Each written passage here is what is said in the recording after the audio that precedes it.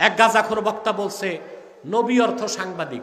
আল্লাহ তার হাবিবের সামনে কথা বলার ক্ষেত্রে কি রকম শব্দ চয়ন করতে হয় এই জ্ঞান যার নাই, ওই রকম নরধম জাহান্নামের কীট ওয়াজ করার যোগ্যতা রাখে না।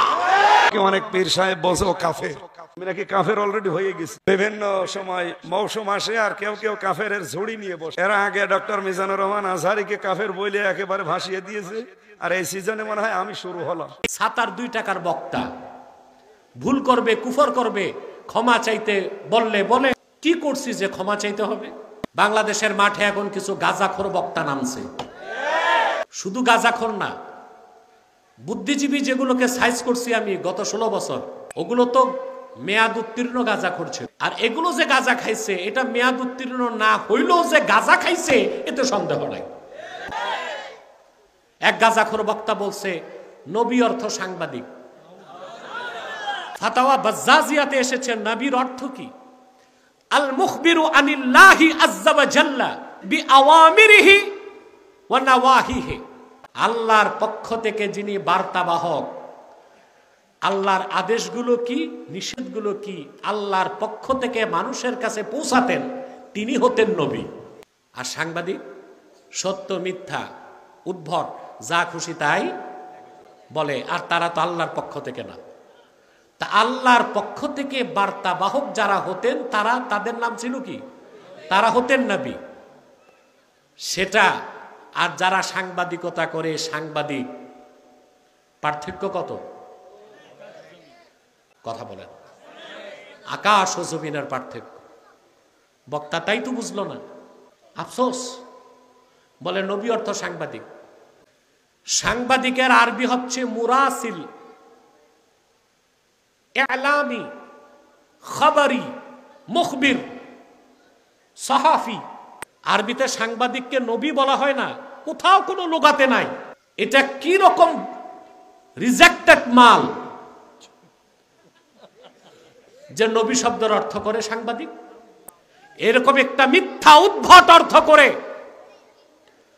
তা হচ্ছে সুস্পষ্ট তাহরিফ। নবী শব্দের অর্থ সাংবাদিক করা হচ্ছে তাহরিফ। এটা কোরআনের তাহরিফ, এটা কুফর। আর এই রকম শব্দ আবার আল্লাহর হাবিবের আরশচুম্বী সম্মান মর্যাদার দিকে নিসবত করা জঘন্যতম কুফর।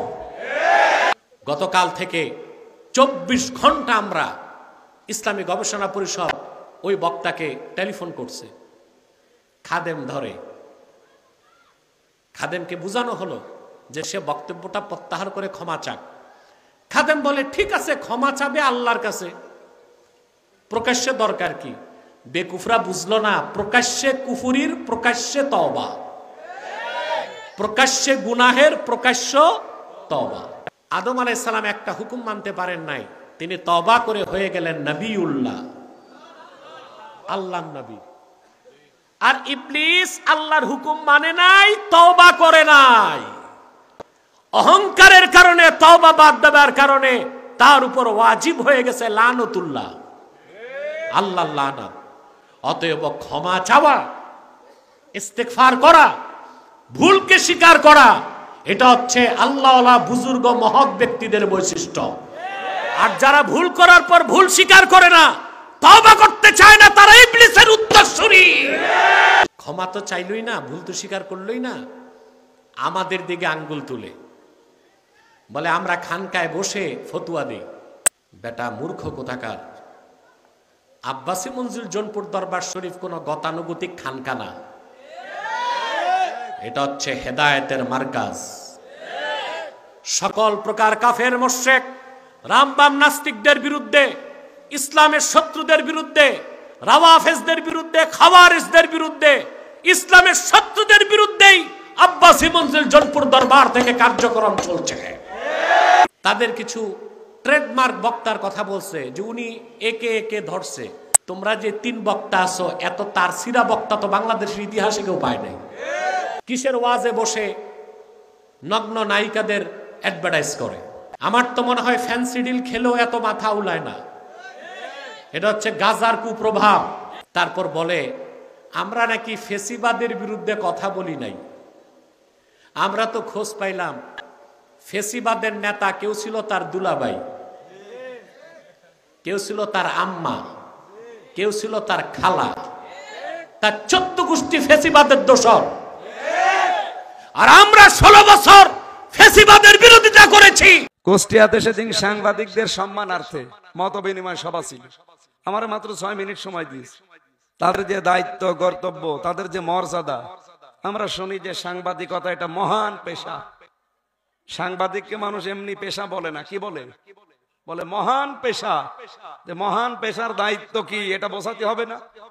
আমি একটা তুলনা দিয়েছিলাম যে রাসূলুল্লাহ বার্তাবাহক ছিলেন, উনি সত্য বার্তাগুলো আল্লাহর কাছ থেকে পেতেন, সঠিকভাবে পৌঁছিয়ে দিতেন।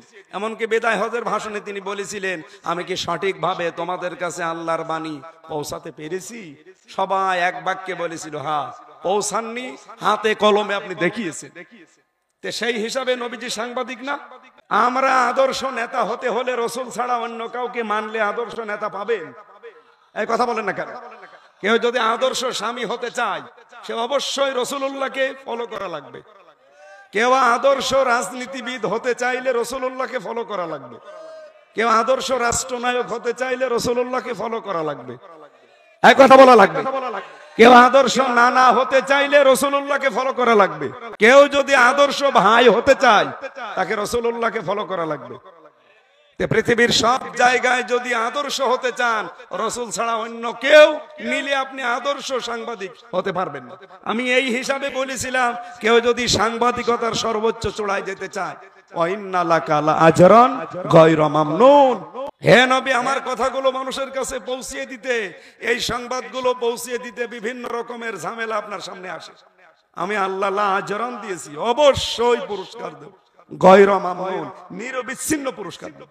রাসূলুল্লাহ সত্য সংবাদ পৌঁছিয়ে দিয়ে যদি পুরস্কার পায়, কিয়ামত পর্যন্ত যারা সত্যকে সত্য বলে আঁকড়িয়ে ধরে ওগুলো যারা প্রচার করতে গিয়ে বাধার সম্মুখীন হবে, তারা কি পুরস্কার পাবে না?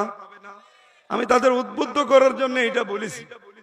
পরে আমি সরিও বলেছি যদি ভুল হয় সংবাদ শব্দটা।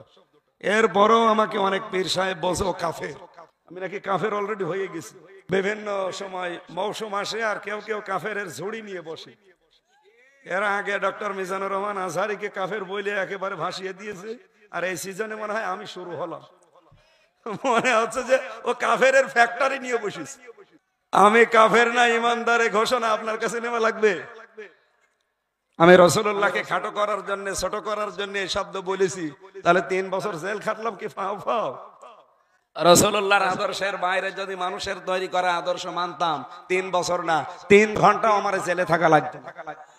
আমার যেই দিন ধরেছে ওই দিনই যদি বলতাম বাবা শাহজালাল সব হালাল, আমি আছি, আমি ওলামা লীগের সেক্রেটারি, বলেন আমার একদিনও রাখতো না। আমার যাওয়ার সময় কিন্তু পাখি পড়াচ্ছিল যে এখনো যদি বলেন যে আমি ওলামা লীগ করবো, আমি আজকে সব তালাক দিয়ে দিলাম, আপনাকে আরো পর্যন্ত নিয়ে যাব না, ছেড়ে দেব। আমি রাজি হলে ওই দিনই মাপ পেয়ে যেতাম। আমি রাজি হয়নি বলেই তো আমার এই অবস্থা করলো। আপনি এখন ফতোয়ার ঝুড়ি নিয়ে বসেছে। আমারে কাফের বললে আমার মা বাবারও বলছে ওরাও কাফের। আমার মা আজকে আমারে বলছিল তোর জন্ম দিয়ে কি ভুল করলাম, তোর জন্য আমরাও কাফের হয়ে গেল। মানে কমেন্টে কিছু কিছু মানুষ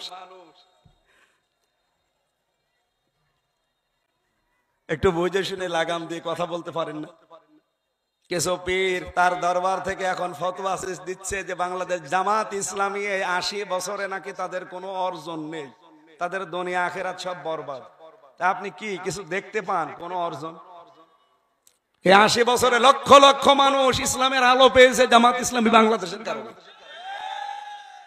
লক্ষ লক্ষ মানুষ সেবা পেয়েছে বিভিন্ন হাসপাতাল, বিভিন্ন ব্যাংকিং ব্যবস্থার মাধ্যমে।